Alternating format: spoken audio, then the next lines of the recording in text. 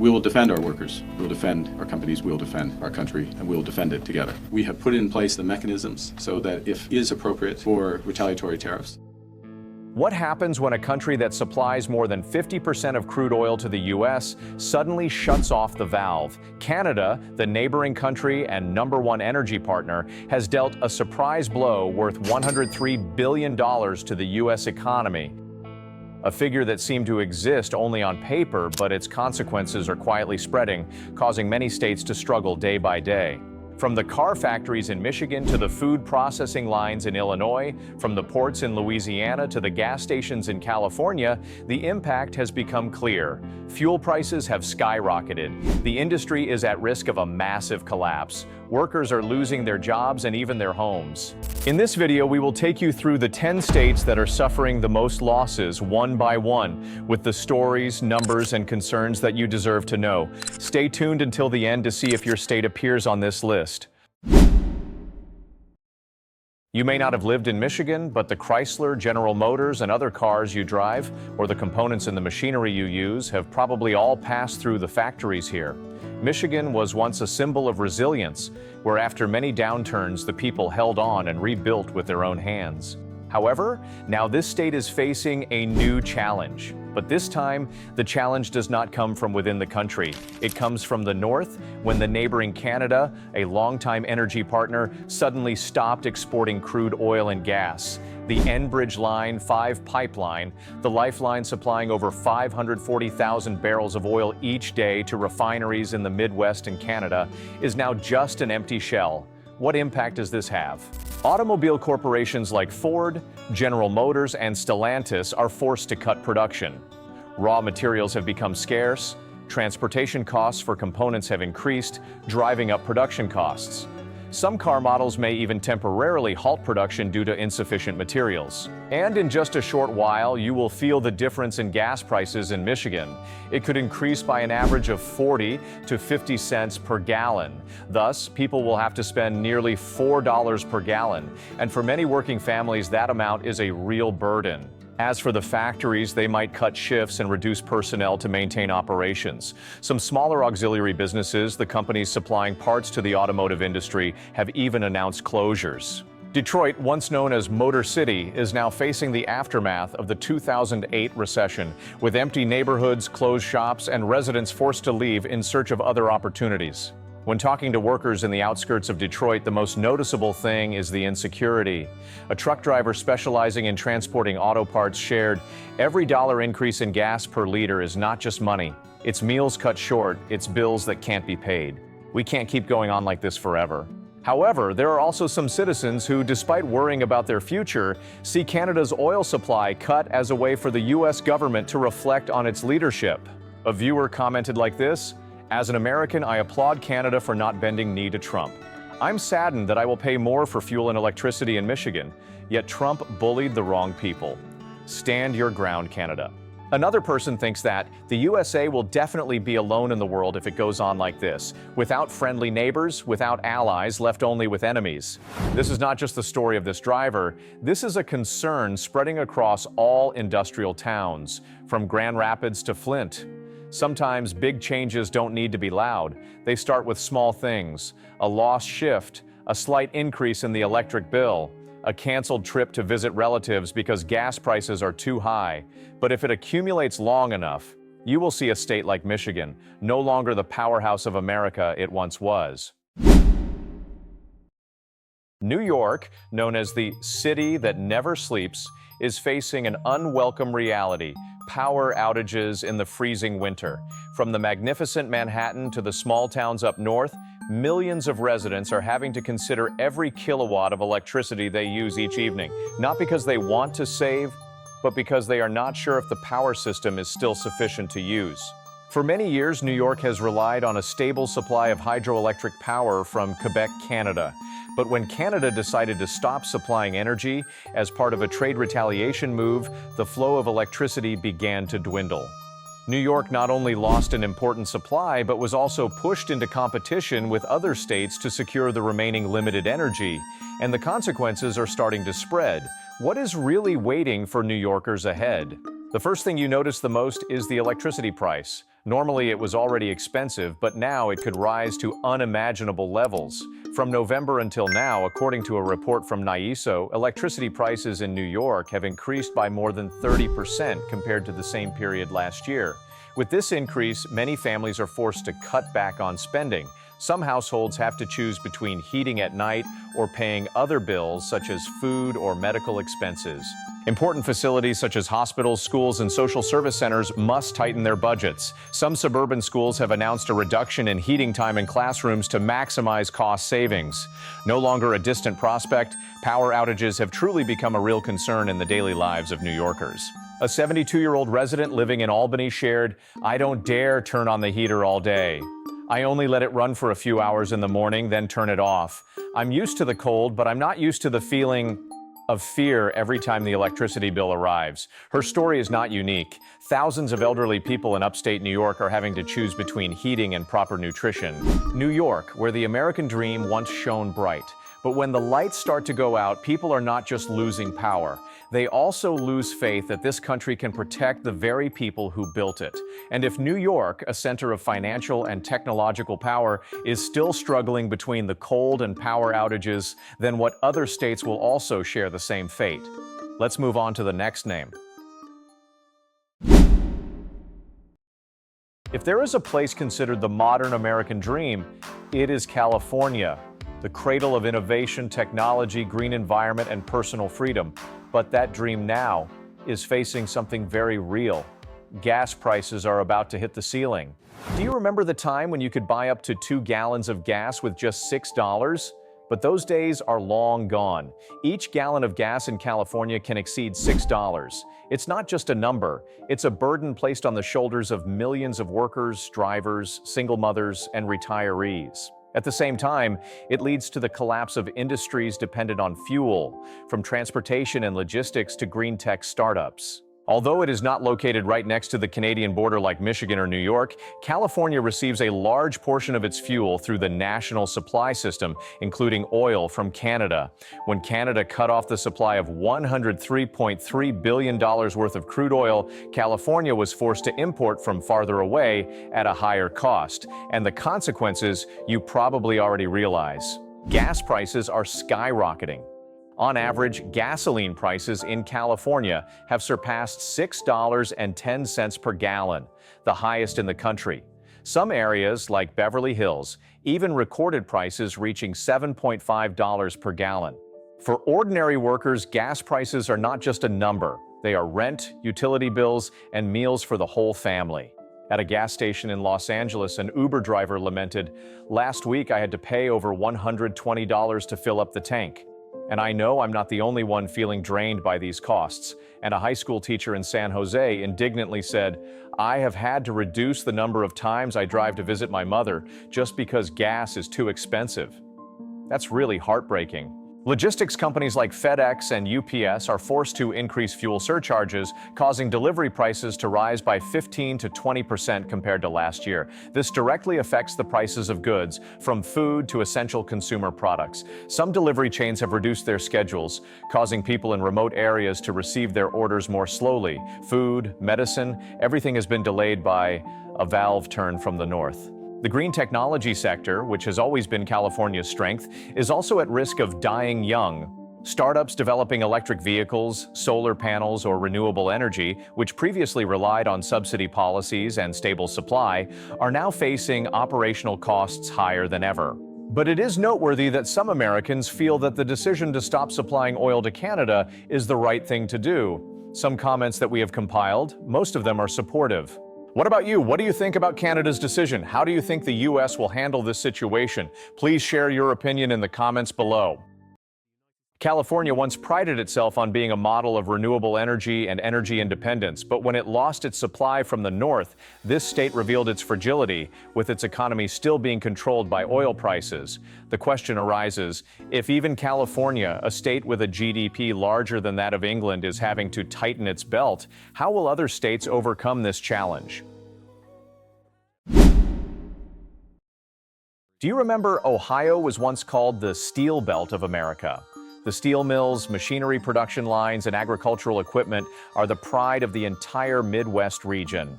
Thanks to these factories, hundreds of thousands of workers had stable jobs, salaries sufficient to support their families, and still had enough left over to travel and enjoy life. But all of that is now just a thing of the past. Ohio of the present, it's hard to recognize. The lights on the steel production lines are gradually going out, not because of outdated technology, but due to a lack of fuel to continue operations. Ohio is not located right on the border, but the state's energy system is closely tied to the flow of fuel from Canada, especially natural gas used in heavy industry. And when Canada decided to stop exporting energy, the factories in Ohio, which operated based on stable fuel prices, were immediately put on the defensive. Many small businesses cannot maintain their production levels. They are forced to reduce working hours, cancel contracts with suppliers, and in some cases, lay off those who have been with them for decades. And when production slows down, the consequences spread throughout the state. Restaurants see fewer customers, grocery stores experience reduced sales, and an entire community is dragged down.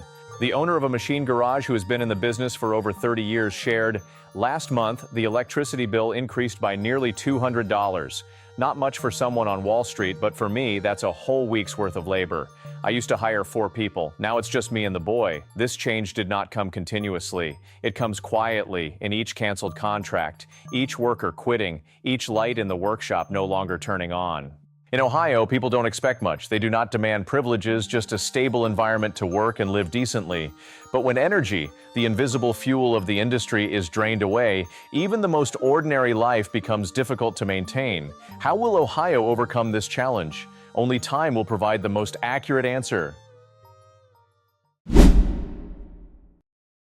Illinois is not only the home of Chicago, but also the heart of American agriculture. Wheat, corn, soybeans, beef, milk, these staples on the dining tables of millions of families can all trace their origins back to the fields here. But today, farmers in Illinois are cultivating their fields with a quiet concern: the rising cost of fertilizers. The cost of fuel for machinery is 1.5 times higher. And the saddest thing is, the agricultural products they produce may not even be enough to cover their own meals. When Canada cut off energy exports, especially natural gas used in the fertilizer and food production industries, the supply chain of the agricultural sector was disrupted. Illinois, with thousands of farms, is forced to import energy at higher prices, driving the cost of agricultural production to unprecedented levels. Some farmers can no longer afford to plant the entire area as they did in previous years. They reduced the number of cows, decreased the area planted with corn, and even skipped the winter crop because it's not worth the loss. What is the consequence? The prices of meat, milk, and grains at urban supermarkets have skyrocketed, but behind those numbers are farmers living frugally on their own land. The owner of a 3-generation farm recalls in his memory, "I remember back in the day, farming was to live comfortably, not rich but enough. Now, if you don't manage well, you produce food for the whole country, but it's not enough to feed your own family." It sounds like a joke, but it's the reality for thousands of farming households in Illinois right now. When farmers are pushed to the brink, the entire nation will feel the consequences, reflected in every grocery bill, every empty shelf, and every reduced meal. And it all started with a decision at the northern border. How will Illinois overcome this challenge? How will the state and national governments respond? In the meantime, the people here still have to find solutions for themselves. Minnesota, not the most populous state nor the loudest, but this is one of the most important strategic energy gateways in the entire United States. The massive oil pipelines from Alberta, Canada, passing through white snow, dense forests, and large lakes all converge here. However, when Canada suddenly stopped exporting crude oil, those pipelines ceased to be conduits. They became empty tubes. The oil refineries in Minnesota lost their stable supply of raw materials. Some facilities have been forced to temporarily shut down or significantly reduce their capacity. The most obvious impact that any Minnesota resident can feel is the skyrocketing gas prices. Gas prices in the region skyrocketed from $3.89 to over $5 per gallon in less than 3 weeks. Electricity prices have also increased, especially in the cold northern regions. And that directly affects the daily lives of hundreds of thousands of families. A delivery driver in Duluth said, "My truck runs on diesel. Last week, filling up the tank cost $95. This week, it's $117. I can't charge the customers for gas on the bill, so I'm just earning less." And I know many others are even worse off. When the largest fuel lines in the nation stopped flowing, Minnesota, once the energy crossroads of America, became just a bottleneck. And this silence is not peaceful. It is a waiting to see what will collapse next. If Michigan is the heart of America's industrial sector, then Indiana is the two diligent hands tirelessly moving from mechanics and machinery to heavy equipment manufacturing. But for the first time in decades, the sound of machinery here is starting to fade, not due to a lack of orders, but because energy is no longer as cheap as it used to be. Factories in Indiana, which rely on stable gas and electricity, were maintained thanks to their connection to the North American energy grid, including gas flows from Canada. When Canada withdrew its supply, Indiana was forced to buy from more distant distributors at higher prices, leading to an industrial electricity price increase of over 21% in just 6 weeks. Some factories have temporarily suspended night shifts. Small businesses that cannot keep up with costs have started to withdraw from the market. In industrial towns like Fort Wayne or Evansville, the cut hours, no layoffs situation is becoming a way to avoid actual layoffs. The factories in Indiana did not collapse overnight. They are gradually turning off each light, each engine, each working hour. And when the workers in production start to feel that they are doing more but getting less each day, it is no longer a matter of cost. It is a matter of trust.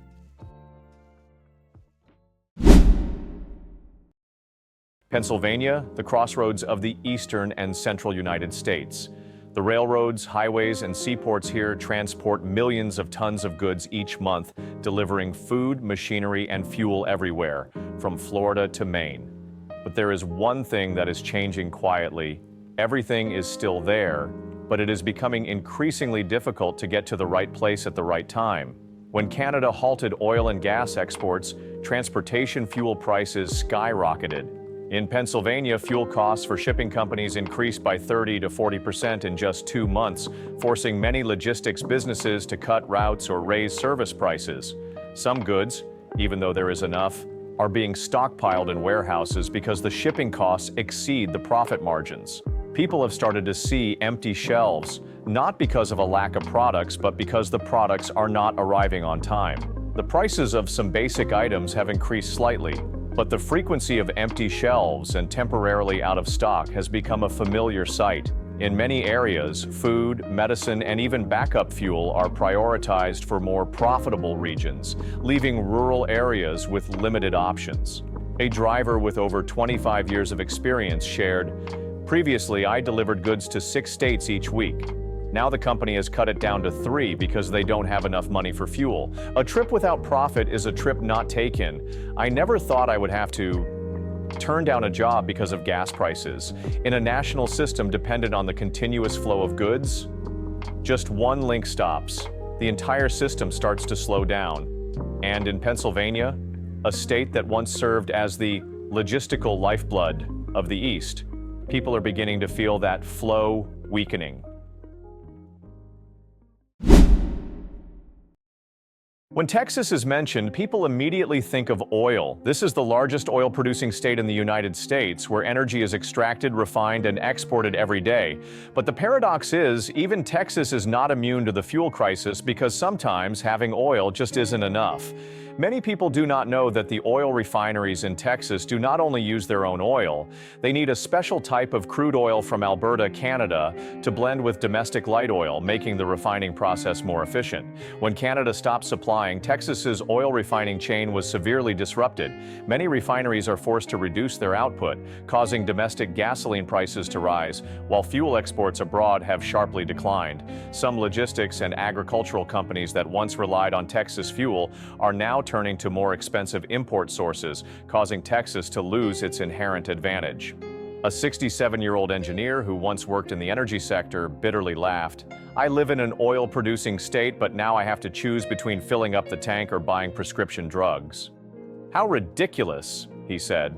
It may seem like a light remark, but it struck a chord with thousands of Texans who once took pride in living in a resource-rich area, now finding themselves under the same pressures as anyone else.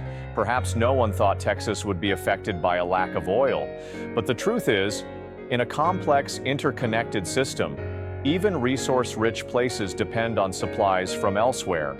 And that raises a question that is not easy to answer. If Texas is still in turmoil, then where is safe? In Wisconsin, winter is not a surprise. The people here have lived through dozens of snowy seasons, cold winds, and long nights that come early. But this winter is particularly cold. Not because of the weather, but because energy is gradually becoming a luxury. Wisconsin does not have many energy resources of its own. Every winter, the state imports natural gas and electricity from Canada through cross-border systems. When Canada turns off the tap, Wisconsin no longer has enough electricity to keep warm, enough gas to cook, and enough options to cope. Electricity bills have surged while the supply remains unstable. Many households, especially the elderly and low-income individuals, are starting to reduce the use of heaters, burn firewood, or use small electric heaters. Hospitals report an increase in admissions due to cold, pneumonia, and weather-related issues. It's only the beginning of winter. In the world of technology, finance, and billions of dollars, Wisconsin represents the simplest thing. People just want to live comfortably and safely in their own homes. But now, even that has become a luxury. Perhaps it is time for us to reflect. A truly strong nation cannot let its people shiver in the winter because of a political game beyond their control. When a resource-rich nation like the United States faces a bitterly cold winter, not just because of the weather, but due to energy shortages, broken supply chains, and uncertain policies, it is no longer a story of them or distant states. That is our story. From Michigan to Wisconsin, from the dimming lights to the reduced meals, we are witnessing the consequences of an overly dependent system without any real contingency plan. And the most noteworthy thing is, the people, those who did not create the crisis, are the ones paying the price first. If you live in one of the states in this video, or are feeling unusual changes in your daily life, share your story in the comments section below. We want to hear from you. Because what mainstream media overlooks, our community can shed light on together. Don't forget to subscribe to the channel if you want to continue following content that explores, analyzes, and reflects the real lives of Americans today. Each subscription, each share is a way for us not to feel alone during this period of instability. This video is made for informational, educational, and fair analysis purposes. All data, situations, and evidence are compiled from publicly available and reliable sources up to the time of production. We do not represent any political organization, government, or business. All opinions expressed in this video are personal analyses and are not intended to incite or direct political views.